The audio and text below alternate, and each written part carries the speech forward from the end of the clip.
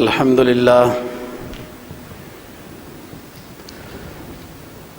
لله وكفى والصلاة والسلام على من لا نبي بعده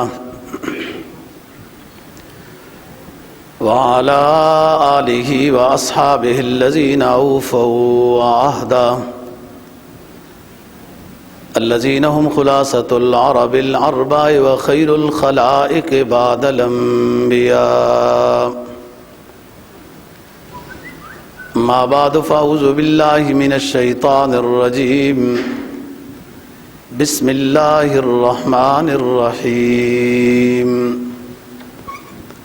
وسارعوا إلى مغفرة من ربكم وجنة عرضها السماوات والأرض أعدت للمتقين قال النبي صلى الله عليه وسلم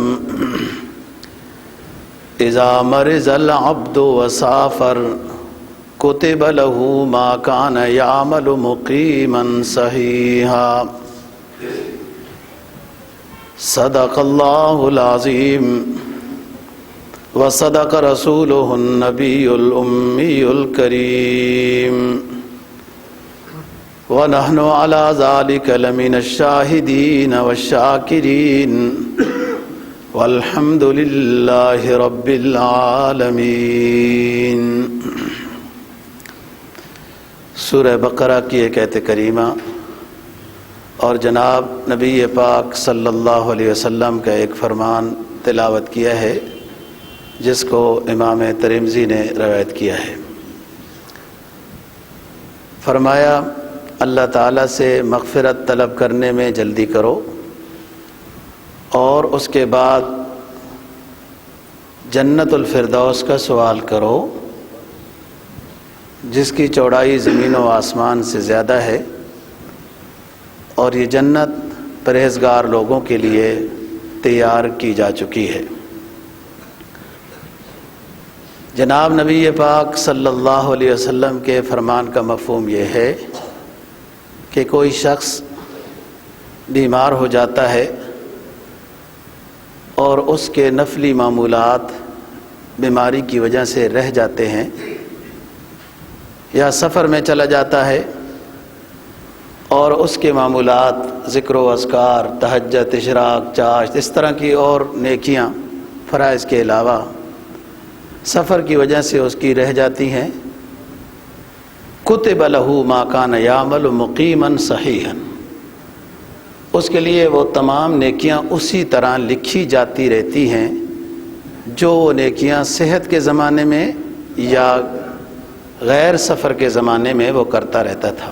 اس کی نیکیاں جاری رہتی ہیں کیونکہ بیماری بھی ایک عذر ہے اور سفر بھی عذر ہے، یعنی اس کی سستی کی وجہ سے وہ نیکیاں نہیں رہی ہیں، بس ایک اتفاق ایسا ہو گیا کہ اس کی نیکیاں رہ گئیں۔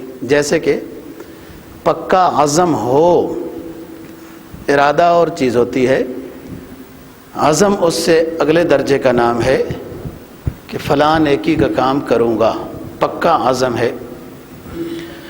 اسباب موافق تھے، اتفاق سے وہ نیکی رہ گئی، اس کا پکا عزم تھا تو اس کو اس نیکی کا اجر اور ثواب دیا جاتا ہے۔ تو بات یہ ہے، ہم بات کر رہے تھے مغفرت میں جلدی کی جائے، اور مغفرت ہی اصل چیز ہے۔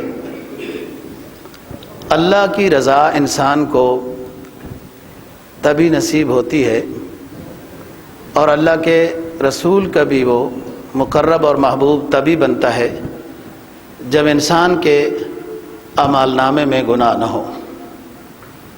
اور گناہ کے پھر درجے ہیں،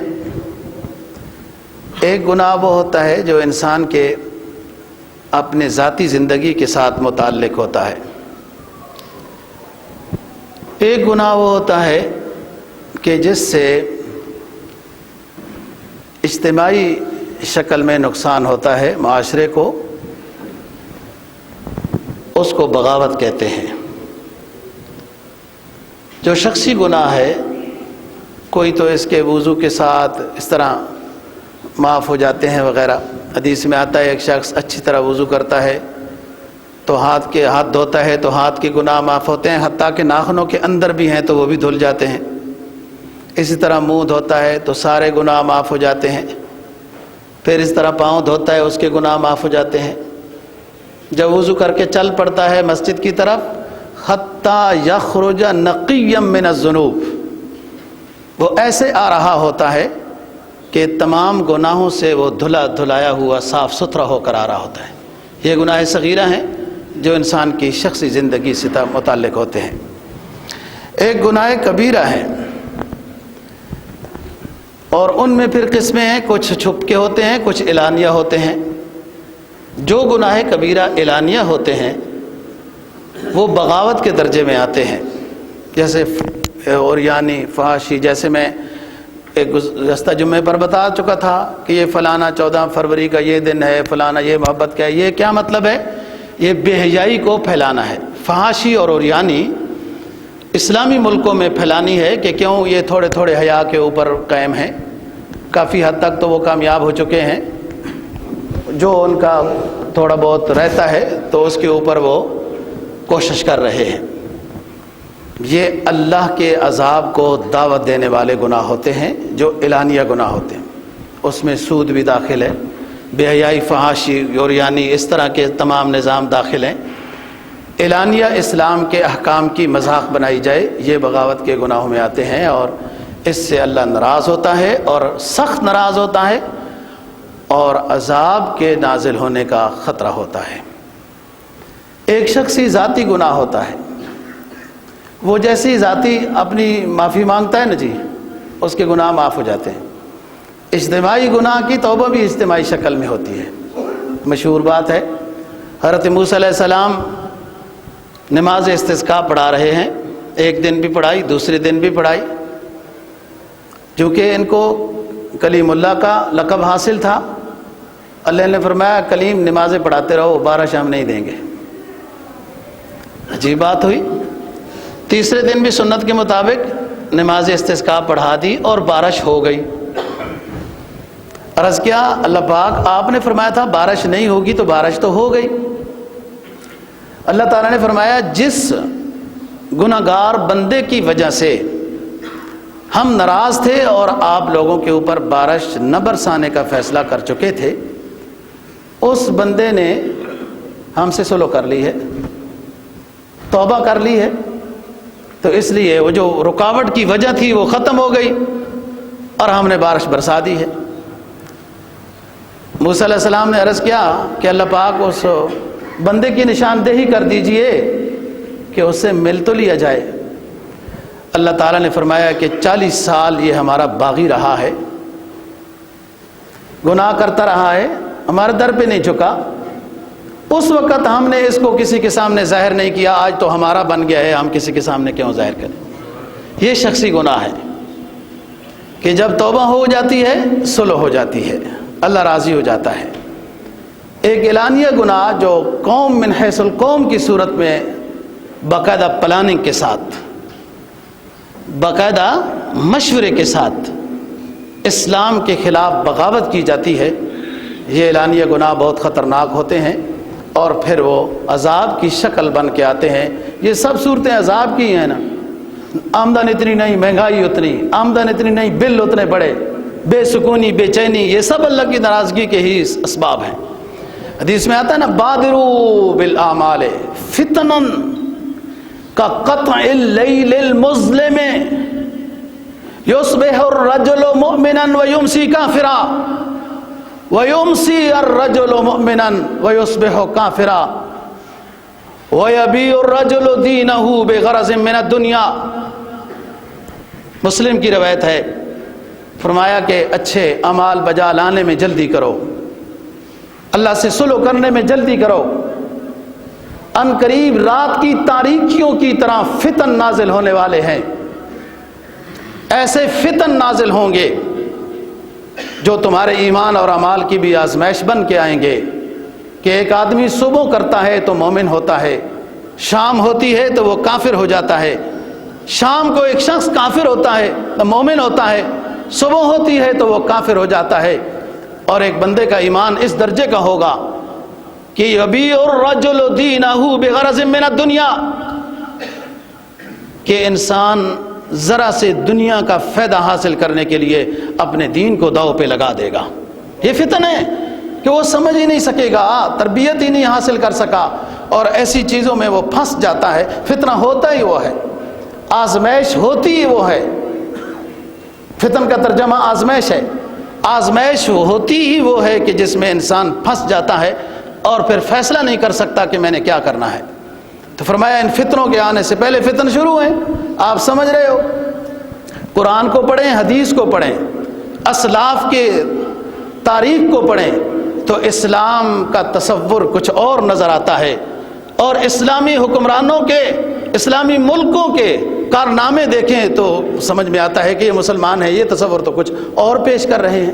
یہی فتن ہے۔ تو بات کر رہا ہوں، اللہ سے صلح کرنے میں جلدی کرو، کوئی پتہ نہیں ہے برے وقت کا۔ اور صلح کیسے ہوتی ہے؟ مغفرت سے۔ مغفرت سے اللہ راضی ہوتا ہے۔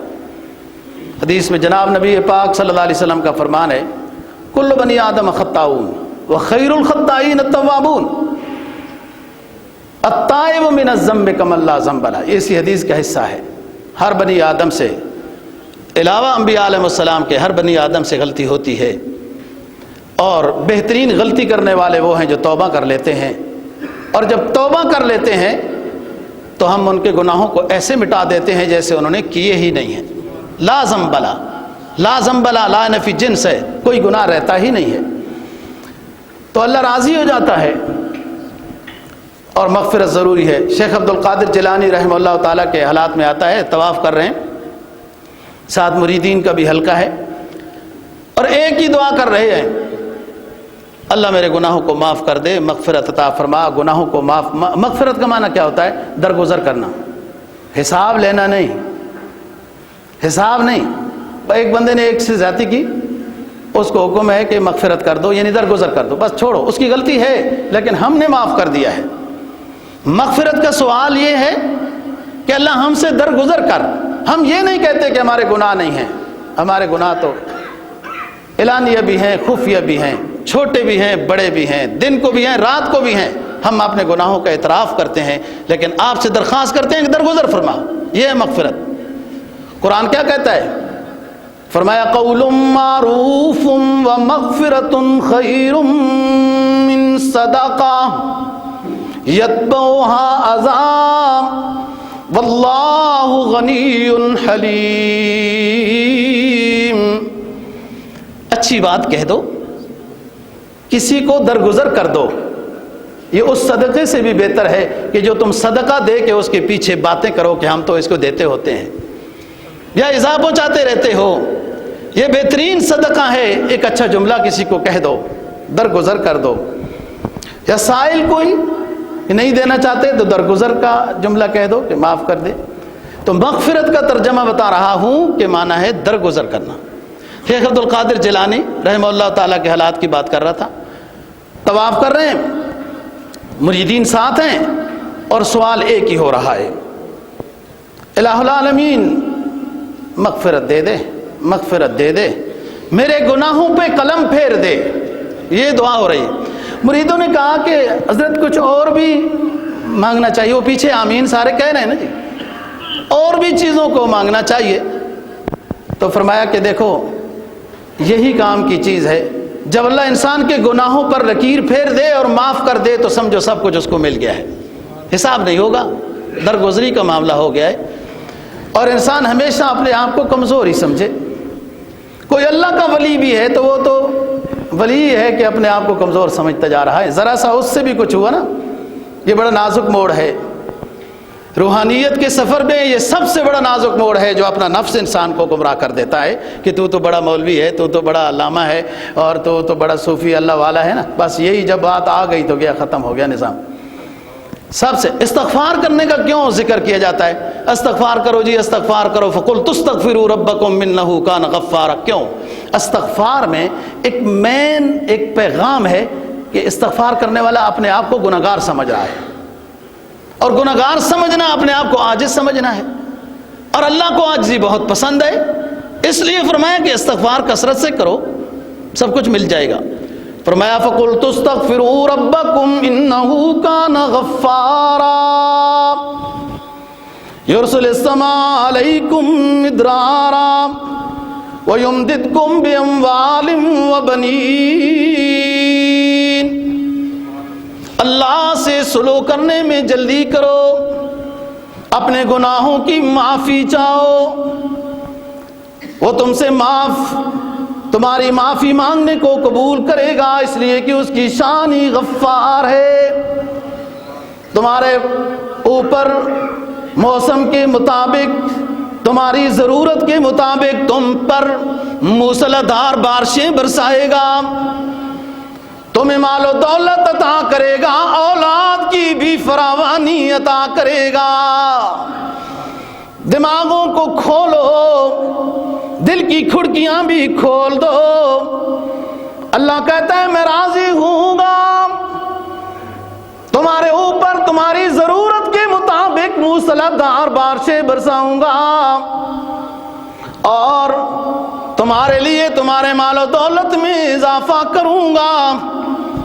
اور میری رضا کی علامت یہ ہے، میری رضا کی علامت یہ ہے کہ تمہیں کثیر تعداد میں اولاد سے نوازوں گا۔ او بدبختو، سمجھدارو، اللہ کے اعلان کا مقابلہ کر کے بغاوت کر رہے ہو، او خاندانی منصوبہ بندی کے جھنڈے لہرانے والوں، قرآن کا مقابلہ کر رہے ہیں۔ نبی پاک صلی اللہ علیہ وسلم کی حدیث بخاری کے حروف میں چمک رہی ہے، فرمایا کہ میں اپنی امت کی کثرت پہ میدان حشر میں فخر کروں گا۔ کوئی نبی آئے گا، اس کے ساتھ ایک ہوگا امتی، کوئی نبی آئے گا 4 ہوں گے، کوئی نبی آئے گا 10 ہوں گے، 1000 ہوگا، اور میں محمد جب میں صلی اللہ علیہ وسلم جب میں حوض کوثر پر اپنے امتیوں کو جام کوثر پیش کروں گا تو ہر جگہ میں مجھے میرے امتی نظر آئیں گے، اپنی کثرت امت پر میں فخر کروں گا، اور دنیا اس کے مقابلے میں لگی ہوئی ہے۔ وہ اب تک روزی کون دیتا ہے کہ اس کے بعد جب بچے تھوڑے ہوں گے تو تم دو گے اللہ کے لیے؟ اور قرآن نے کیا کہا، ذرا سمجھنے کی بات ہے۔ فرمایا لا تقتلوا اولادکم خشیۃ املاق، اپنی اولاد کو قتل مت کرو کہ اولاد زیادہ ہوئی تو غریب ہو جائیں گے، یہ مت چھوڑو۔ نحن نرزقہم وإیاکم، ہم تمہیں بھی رزق ہم دیتے ہیں، تمہاری اولاد کو بھی ہم دیتے ہیں۔ نہ تم اپنے آپ کو رزق دیتے ہو، نہ تم اپنی اولاد کو رزق دیتے ہو۔ یعنی اس وقت بھی رزق کے لحاظ سے یہ کوئی پڑھے لکھے معاشرے کی علامت نہیں ہے، خاندانی منصوبہ بندیوں کے پروگرام کرنا۔ یہ تو مشرکین مکہ کی جہالت کے زمانے کی بات کر رہا ہوں، وہ جاہل بھی یہ سمجھتے تھے کہ اولاد زیادہ ہوئی تو کھانا کہاں سے کھائیں گے۔ قرآن نے اعلان کیا کہ یہ کام مت کرو، ہم تمہیں بھی رزق ہم دیتے ہیں، تمہاری اولاد کو بھی ہم دیتے ہیں۔ اور سوچ لو جن کی اولاد ہے وہ کھانا کھا کے سوتے ہیں۔ اعلانیہ گناہ، بغاوت سے بچنا ضروری ہے، اور جو نص قطعی کے بالکل خلاف ہو، قرآن حدیث کے جو بالکل خلاف ہو،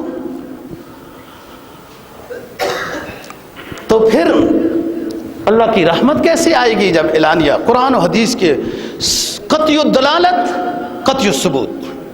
ایک بات ایسی ہوتی ہے جو قرآن نے مجمل بیان کی، اس میں ایک تفسیر یوں بھی ہو سکتی ہے، ایک تفسیر یوں بھی ہو سکتی ہے۔ ایک قرآن مجید کی آیت ہے کہ اس کا مفہوم کلیئر ہے، اس کو کہتے ہیں قطعی الدلالت قطعی الثبوت۔ اس کے مقابلے میں کوئی اور تشریح پیش کرنا بہت بڑا گناہ ہوتا ہے، اس سے بچنا ضروری ہے۔ تو بات کر رہا ہوں کہ فرمایا اللہ سے سلو کرنے میں جلدی کرو۔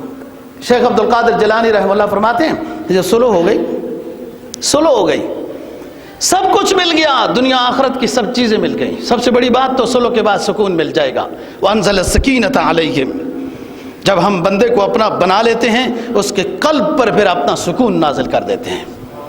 یہ بڑی محفل میں رہ کے آشنا کسی سے، یہ پھر اس کو ہر حال میں، اس کو جب جھلک مل گئی نا تھوڑی سی، ہر حال میں یہ خوش و خرم ہوتا ہے کہ میرے رب کے فیصلے سے ہی سب کچھ ہے۔ تو بات کر رہا ہوں مغفرت مل جائے تو سب کچھ مل جاتا ہے، کیسے ملے گی؟ یہاں تک بات گزشتہ جمعے پہ ہوئی تھی کہ ایک شخص کہتا جاتا ہے مغفرت مغفرت مغفرت مغفرت. ایسے مغفرت نہیں. مغفرت ہے اسباب مغفرت اختیار کرنا، اعمال صالحہ کو بجا لانا، گناہوں سے بچنا، پھر مغفرت طلب کرتا رہے تو مغفرت مل جاتی ہے. کام غلط اور مغفرت کی تسبیح نہیں. توبہ گناہ صغیرہ تھی تو وضو سے بھی معاف ہو جاتے ہیں، اور گناہ کبیرہ توبہ سے معاف ہوتے ہیں. اور توبہ کی شرط کیا ہے؟ کہ جب توبہ کر رہا ہو گناہ نہ کر رہا ہو.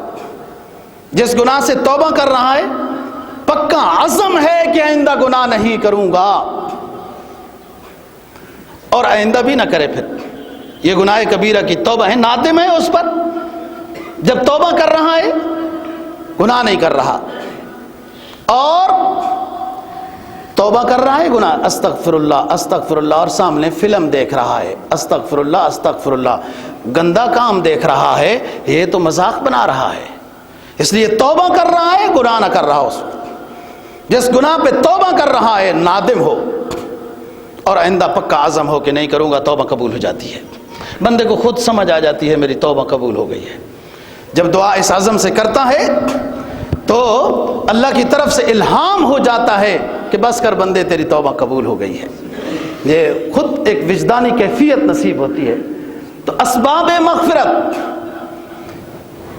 کہ نیکیاں بہت ساری ایسی ہیں جن سے صغیرہ گناہ معاف ہو جاتے ہیں. حدیث میں آتا ہے الصلوات الخمس والجمعۃ الی الجمعہ ورمضان الی رمضان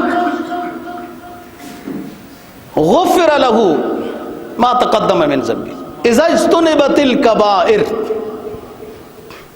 ایک شخص ایک جمعہ پڑھتا ہے دوسرا جمعہ پڑھتا ہے. آگے حدیث میں ایک اور حدیث آ رہی ہے وہ بتاتا ہوں.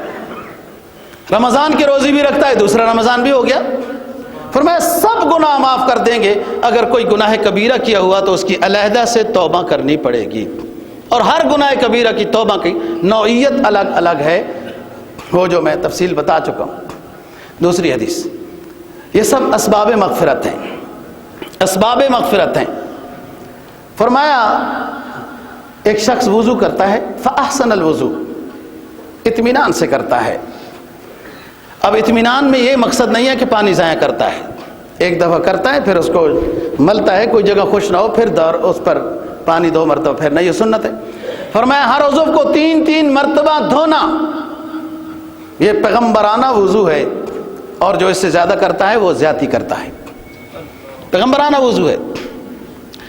فرمایا من توضع فاحسن الوضو ثم اتى الجمعہ فاستمع وانصت، وضو کیا اچھا وضو کیا، چل پڑا جمعے کے لیے، بات ہو رہی تھی دین کی سننے لگ گیا، یا آواز نہیں بھی آ رہی تھی تب بھی چپ کر کے بیٹھا رہا.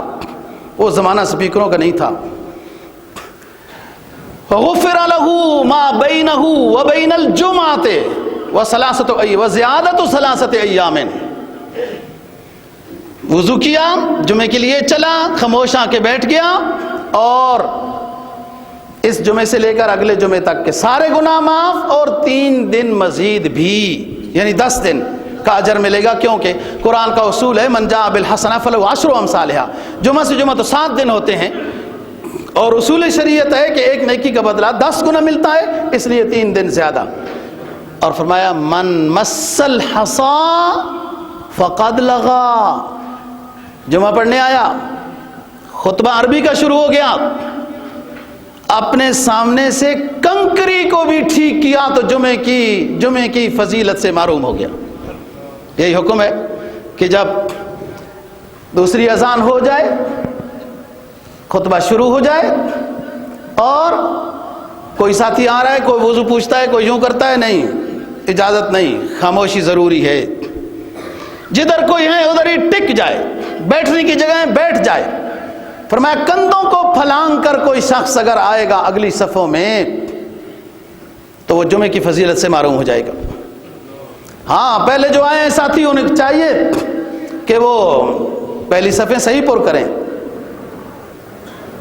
لیکن دیر سے آنے والے ساتھی کے لیے یہ اجازت نہیں ہے کہ وہ کندھوں کو پھلانگے، بھلے آگے جگہ پڑی ہو. جب صفیں درست ہوگی تب سامنے آئے، آگے آئے.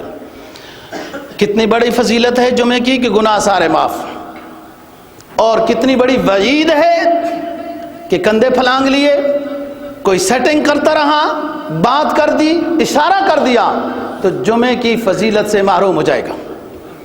صرف خطیب صاحب جو عربی زبان میں خطبہ دے رہا ہے، اگر مجبوری ہے تو خطیب عربی خطبہ روک کر غلطی کرنے والے ساتھی کو تنبیہ کر سکتا ہے، مقتدی نہیں کر سکتا، ورنہ جمعے کی فضیلت سے وہ محروم ہو جائے گا۔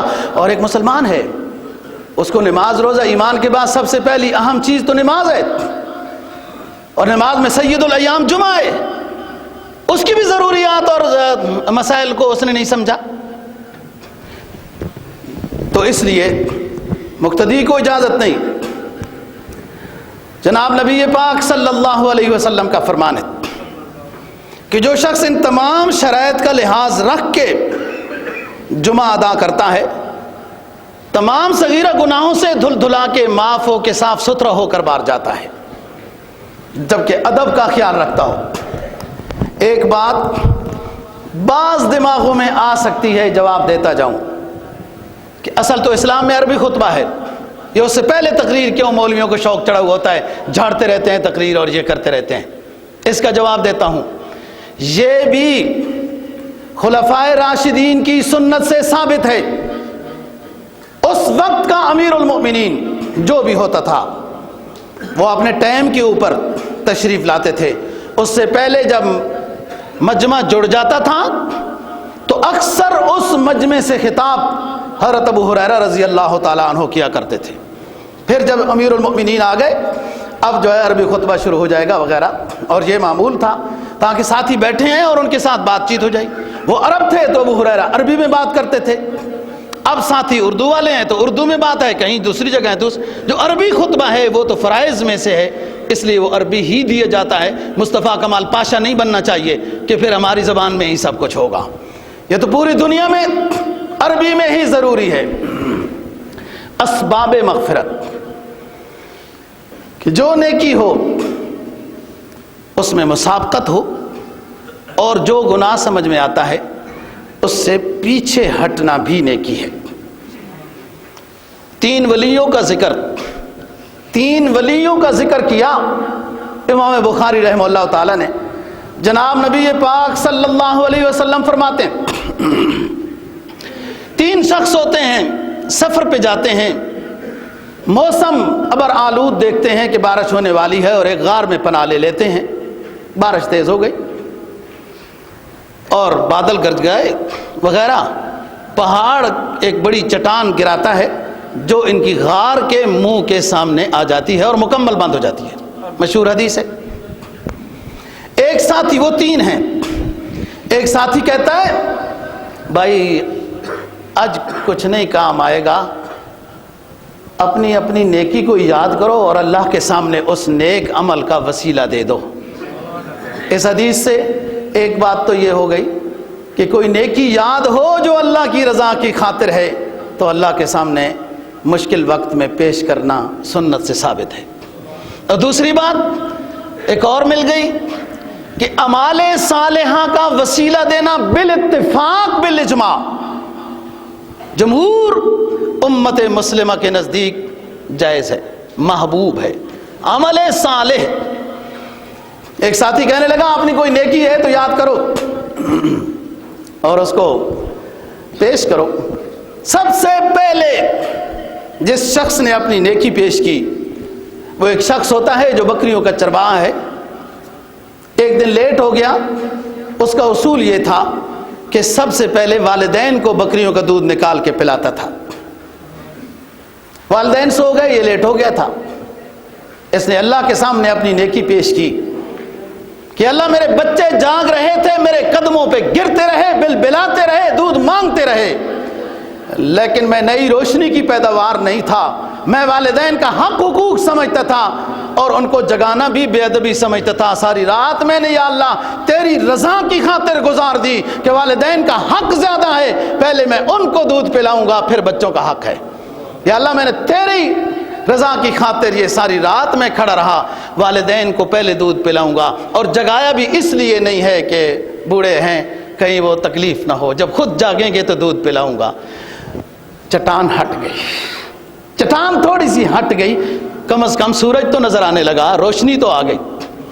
دوسرا کہنے لگا، مختصر بات یہ ہے کہ اس نے ایک پروگرام بنایا تھا، 100 دینار بھی خرچ کیے تھے گناہ میں مبتلا ہونے کے لیے، گناہ کرنے لگا تو اللہ سے ڈر گیا۔ اس سامنے والے بندے نے کہہ دیا کہ خدا سے ڈرو، میں نے اب تک یہ گناہ نہیں کیا، میرے ساتھ زنا نہ کرو، یا اللہ میں نے تیری خاطر وہ پیسے بھی معاف کر دیے، اور میں ڈر گیا جب تیرا نام سنا، تیرے ڈر کی وجہ سے گناہ نہیں کیا۔ اسباب سب موافق تھے، چٹان تھوڑی اور ہٹ گئی لیکن بندہ نہیں گزر سکتا تھا۔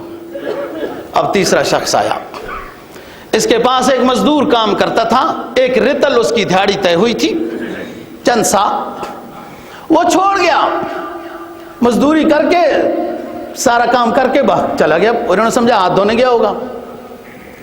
اس نے پہلے تو تھوڑی سی زمین تھی وہ بو دیا، وہ گندم تھی یا چاول تھے، جب وہ بن گئے تو کہا یہ اب کیسے رکھوں، اور اتنی زمین بھی نہیں کہ دوبارہ آگے اور کروں، ان کو بیچ دیا، اس سے گائے خریدی، وہ گائے بڑھتی گئی، پھر اس کو چرانے والا کوئی نہیں تھا، گائے بیل بہت زیادہ ہو گئے، پھر ایک گائے بیچ کر ایک غلام خریدا، وہ غلام ان گایوں کو، ان بکریوں کو، ان مویشیوں کو دیکھتا تھا کہ ایک زمانے بعد وہی درویش وہاں پاس آ گیا، کہتا ہے ہماری مزدوری دے دو۔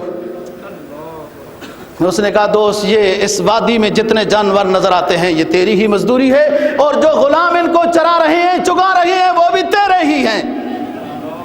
وہ مزدور کہنے لگا ہمارے ساتھ مذاق تو نہ کرو، ہماری مزدوری اتنی نہیں تھی، ہماری مزدوری اتنی نہیں تھی، ہمارے ساتھ مذاق نہ کرو۔ تو اس نے کہا نہیں مذاق نہیں ہے، یہ حقیقت یہ ہے، اور اس نے تفصیل بتائی، اور وہ ساری لے کر چل پڑا۔ عرض کیا الہ العالمین، صرف تیری رضا کی خاطر میں نے اس کی مزدوری کو امانت کی شکل میں یوں محفوظ کیا، اگر تو اس میری نیکی سے راضی ہے تو اس چٹان کو ہٹا دے کہ ہم گزر جائیں۔ وہ ساری چٹان ہٹ گئی۔ بات یہ ہے کہ یہ اللہ کے ولی ہیں، اسباب مغفرت اعمال صالحہ ہیں۔ تو میں حدیث میں یبعث کل عبد علی ما مات علیہ، جو شخص جس نیکی پر مرے گا میدان حشر میں اسی طرح اٹھایا جائے گا۔ نیکی کرتے رہو، استغفار، تسبیحات، نیکی کرتے رہو، جب روح قبض ہو اور نیکی کی حالت ہو تو کیا ہی اچھا ہے کہ اسی طرح میدان حشر میں اٹھایا جائے گا۔ فرمایا خیر الناس من طال عمرہ وحسن عملہ، بہترین شخص وہ ہے جس کی عمر لمبی ہو اور اس میں نیکیاں بھی زیادہ ہوں۔ اور نیکی کے لحاظ سے آپ نے ذرا سی چیز بھی بتائی۔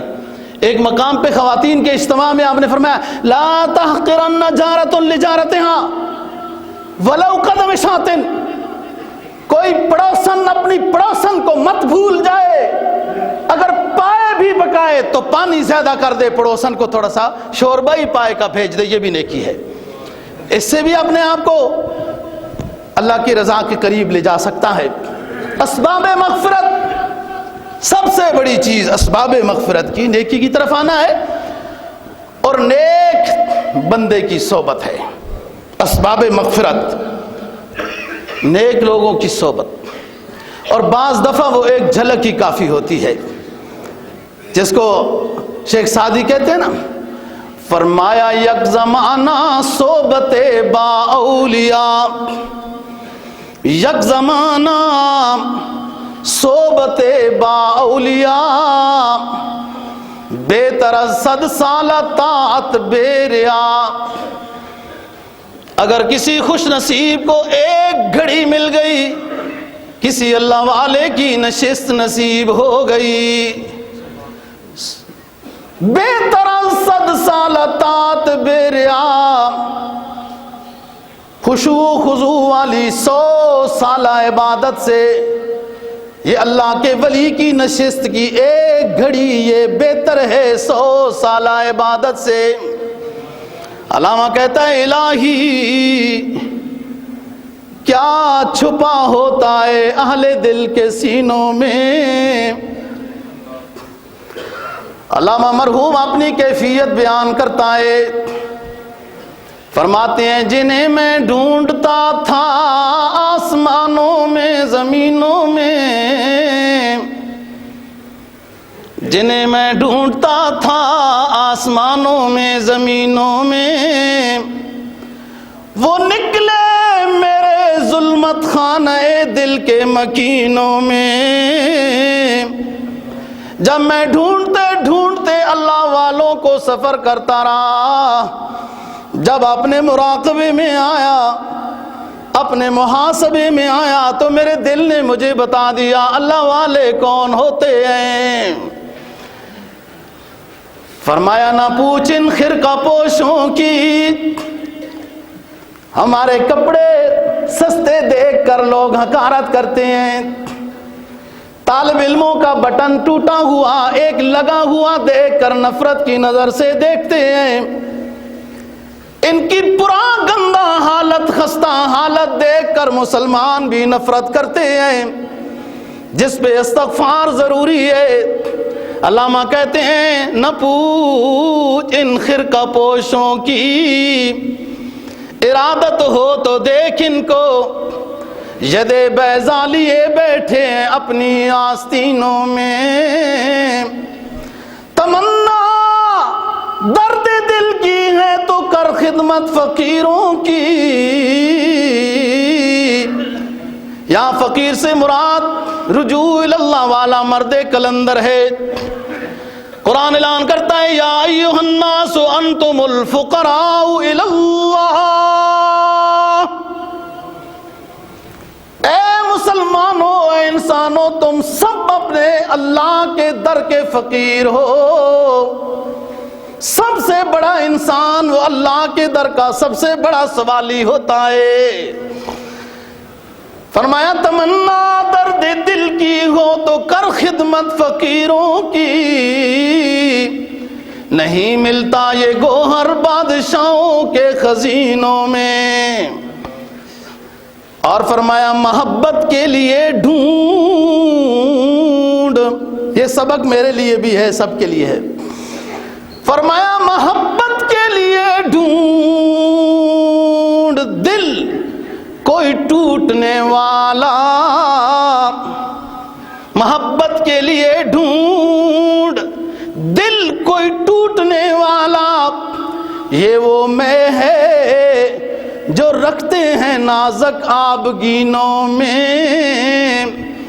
حدیث میں سرکار دو جہاں صلی اللہ علیہ وسلم فرماتے ہیں کسی نے اللہ کو تلاش کرنا ہو تو اس غم زدہ کے پاس پہنچو جس کا دل پریشانیوں کی وجہ سے ٹوٹا پھوٹا ہوا ہے، لیکن پھر بھی وہ اپنے اللہ کو نہیں بھولا۔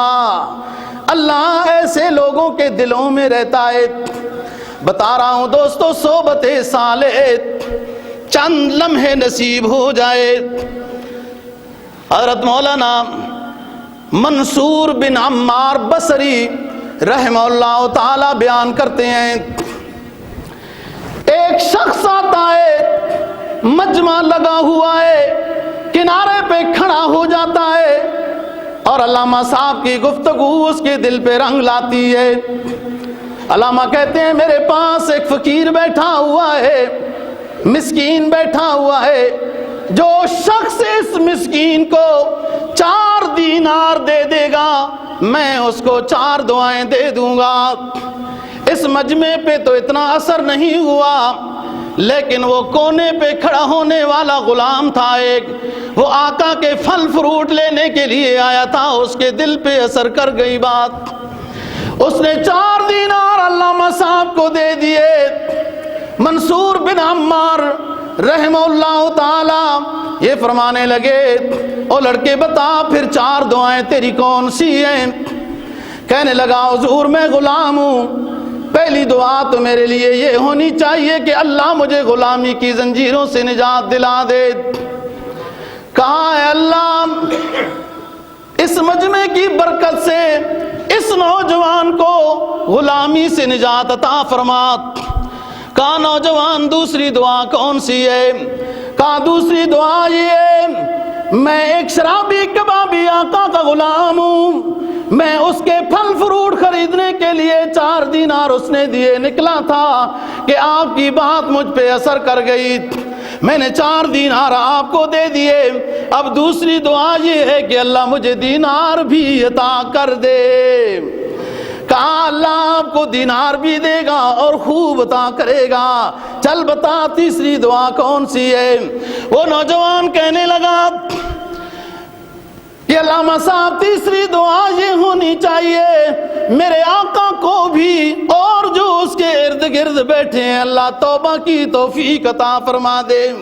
میرا آقا شرابی کبابی ہے، ایمان والا ہے، لیکن ایمان والے اعمال اس کے نہیں ہیں، اس کو اللہ نے ایک بنا دے۔ علامہ نے دعا کر دی، کہا نوجوان چوتھی دعا بتا۔ نوجوان نے عرض کیا علامہ صاحب چوتھی دعا یہ ہے کہ مجھ ناچیز اور آپ اور یہ سارا مجمع میرا آقا اس کے ہم نشینوں کو اللہ تعالیٰ معاف کر دے، اپنا بنا لے، مغفرت عطا کر دے۔ علامہ نے دعا کر دی، وہ واپس ہو گیا، آقا سے ملاقات ہوئی۔ آقا نے کہا پھل فروٹ نہیں لائے۔ اس نے کہا ایک مولانا صاحب راستے میں بیان کر رہے تھے، انہوں نے کہا 4 دینار دو، 4 دعائیں دیتا ہوں، میں ان کو 4 دینار دے کر آیا ہوں، 4 دعائیں لے کر آیا ہوں۔ آقا نے کہا بتاؤ؟ کہا پہلی دعا یہ ہے کہ اللہ مجھے آزادی دے۔ آقا نے کہا چل تجھے آزاد کیا۔ کہا دوسری دعا بتا؟